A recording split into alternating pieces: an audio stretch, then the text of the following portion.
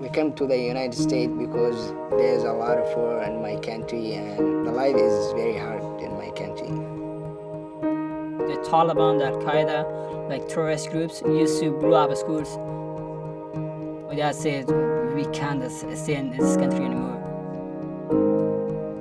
I have a lot of good friends of my dad that they were killed just because of their religion. One nation, under God, indivisible, with liberty. I was born in Iran, but my parents are from Afghanistan. I'm from Sana'a, Yemen. I am from Iraq. We are from Azerbaijan. I am from Yemen.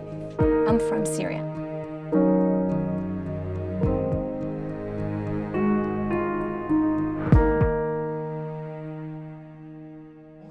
This word is tone. So is that long or short? Tone. Long. Long, good. In 2009, Modesto became a refugee resettlement hub.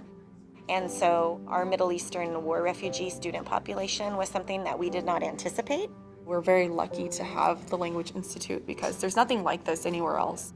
Over the years, we've probably serviced 38 different countries with over 15 different languages spoken. The majority of the students here come with little to no knowledge of English. Most of my students just arrived here in the US last year. Once I got on the plane, I was thinking about like my English, because English is something that you have to know before you come. I was really worried how long it would take me, under what circumstances that I learn English. But once I got here, I came into the Language Institute, and I didn't expect anybody to welcome me that much, heart opening, like open arms, and they told me, welcome to America. I didn't expect that.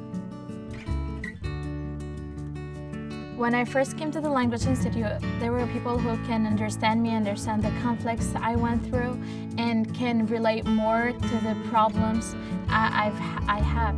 It's actually a really good program because it also helps you look for people who they spoke my language from other different backgrounds so I can grow faster. As you can see, that helped me a lot. I started with System 44. System 44 was teaching us the basic stuff that we can use every day. I am fine. And even System 44 was hard for me. Like, I would struggle. I tell my students, this class is meant to be challenging, and it should be, because you're always climbing to get to that next level. The kids know their lexile level, they know their phonics level. In doing that, it helps them understand, okay, here's where I need to be to get to the next level. And I had one student, she went from a 4 to a 28. I love seeing that on their faces, like when they see their scores and they've grown. Your first question is, have you ever been accused of doing something you did not do? When I was 13, I was accused of broken window, but I was innocent. Innocent? I was innocent. Yeah. That's very good. That's perfect. Good job. Excellent. It was really hard for me in the beginning of the year because I knew the words, but I couldn't combine them together. I was missing the vocabulary. I didn't know what the word means. The software of System 44 was really helpful. You feel it's a person that talks to you because there was some parts that you need to record. They would say the sentence and you have to say it back. And if you're wrong, it won't let you go to the next one. That helped me a lot because if you repeat each sentence at least 3 times, you'll learn it. I mean, my writing was like, it was all what I could do was a paragraph. And now I can write like 3 pages easily. And I really can do that. I'm like proud of this. We are literally able, with this curriculum, to quantify that students are moving from what we would consider in the American school system preschool through college ready in as short as 2 years. Sometimes it takes kids 4 years. This word is? Apple. Apple, is apple short or long? Short. I feel very fortunate to be a part of this. I really have a heart for these students. They're very motivated to learn, and they all have their own different stories. I mean, you just can't help but fall in love with these students. That's really what makes my job worthwhile. When I wake up in the morning, I'm excited to come to work. Don't quit even if you do not do all. Just work hard and never give up. That's what I learned from you, Mr. SORIA. You are wonderful and nice. Thank you for everything. All my teachers are amazing. you feel like they're just there for you.